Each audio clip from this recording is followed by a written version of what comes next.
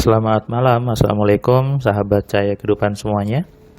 Bagaimana kabar Anda di hari ini? Harinya hari Selasa, tanggal 24 Mei 2022. Saya membuat sebuah audio catatan harian berisi pengalaman, berisi inspirasi, dan tentunya berisi tips untuk Anda menjalani hidup supaya hidupnya dijalani dengan baik, dengan damai, dengan nyaman. Saya membuat audio ini jam 23:45. Sudah tengah malam, sudah hening, dan cukup nyaman untuk merenung, untuk bersyukur, untuk berpikir tentang segala kebaikan yang sudah Tuhan berikan kepada kita. Banyak orang itu saya lihat gitu ya, ngeluh, kemudian ngomel tentang kejadian yang dia sudah tahu sebetulnya risikonya, tapi dia mengeluh. Ngomongin mengeluh, tadi siang saya ada acara di kantor gitu ya. Ada banyak teman-teman yang ngumpul gitu ya, karena biasa acara pertemuan. Kemudian ada satu orang yang mendekat ke saya, dia bilang,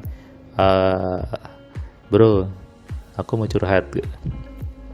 Terus saya tanya, mau ngapain? Akhirnya saya tarik ke ruangan saya tutup pintunya. Dia pun cerita bahwa dia mengeluh di rumah gitu ya, suasana tidak nyaman. Istrinya sering marah-marah gitu ya, sering marah-marah. Kemudian istrinya kadang tidak menghargai dia. Istrinya kemudian pernah suruh masak, tidak mau masak gitu. Si teman saya ini gitu ya, terlihat full menyalahkan istrinya. Terus saya tanya, kamu punya salah apa istrimu seperti itu? Kamu ada janji apa yang tidak kamu turuti? Ternyata suaminya cerita, bulan lalu istriku tuh ulang tahun, tapi aku lupa ngucapin, kemudian tidak ngasih sesuatu ya, karena istriku pengennya jam tangan yang ada logo Apple-nya itu katanya, dan waktu itu ya belum ada uang, mau gimana. Nah,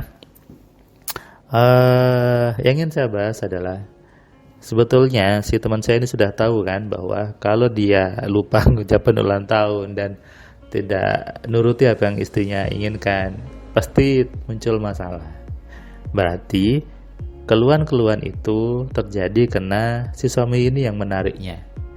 Coba kalau dia ingat istrinya, dia kasih alarm tuh di tanggalnya, hari ini ulang tahun istri saya misalnya.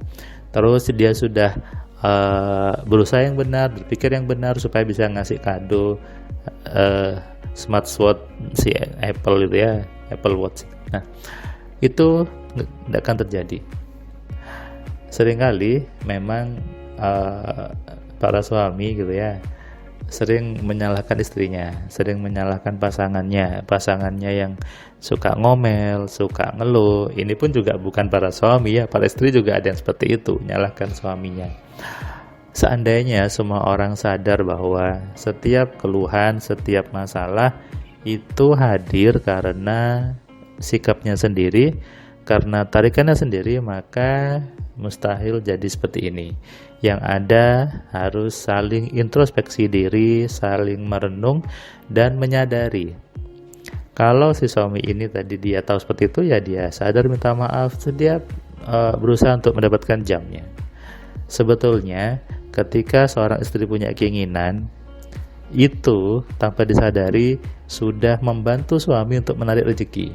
Kalau suaminya tidak menolaknya. Tapi kalau suami sudah bilang itu mahal dan sebagainya, itu sama saja sedang menolak rezeki ya. Makanya saya sering katakan, ketika anak istri kita punya keinginan, turuti saja. Itu adalah cara Tuhan, cara Allah untuk menaikkan level kita, wahai para suami gitu ya. Level Anda supaya apa? Dapat rezeki lebih baik lagi.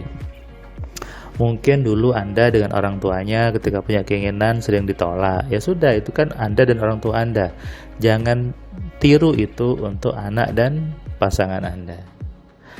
Ketika Anda ingin lebih kaya, coba deh Anda turuti keinginan istri Anda, keinginan anak-anak Anda.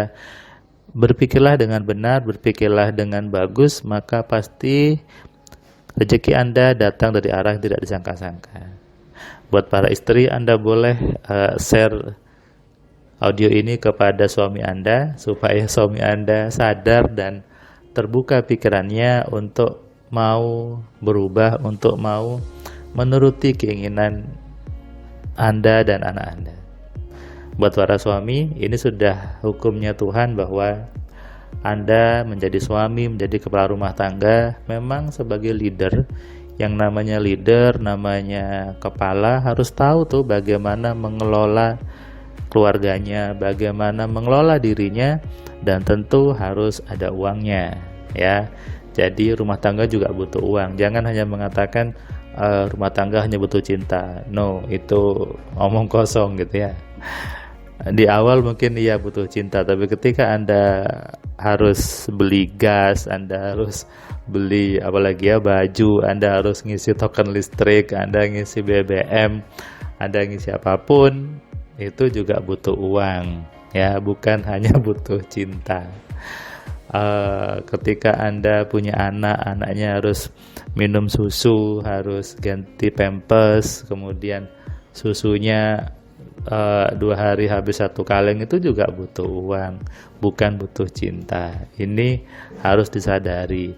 Cinta itu membuat seorang suami dan istri lebih semangat harusnya untuk berpikir kayanya, lebih semangat untuk berusaha. Itu adalah bahan bakarnya, tapi bukan modal utamanya.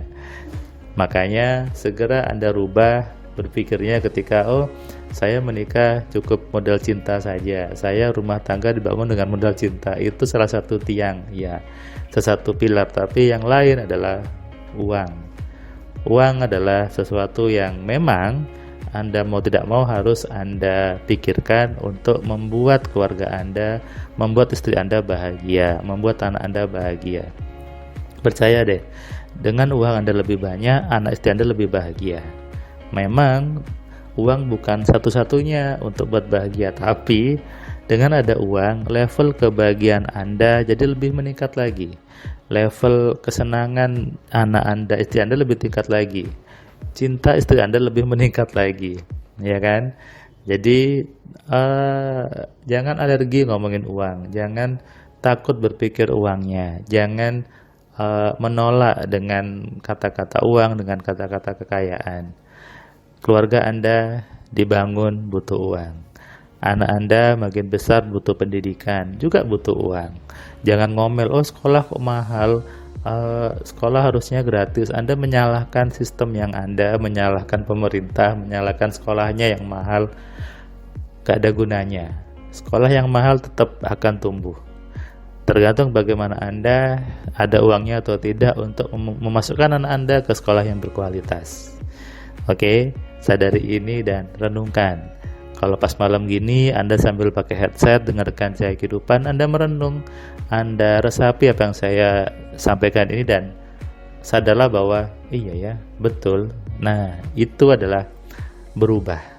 Berubah yang utama adalah bukan merubah bisnis, tapi merubah pola pikir menjadi pola pikir yang benar, pola pikir yang mengkayakan, dan tentunya pola pikir yang membuat hidup Anda lebih baik ke depannya. Selamat malam, selamat istirahat, salam sehat, salam kaya, salam cerdas dari saya Firman Pratama. Assalamualaikum.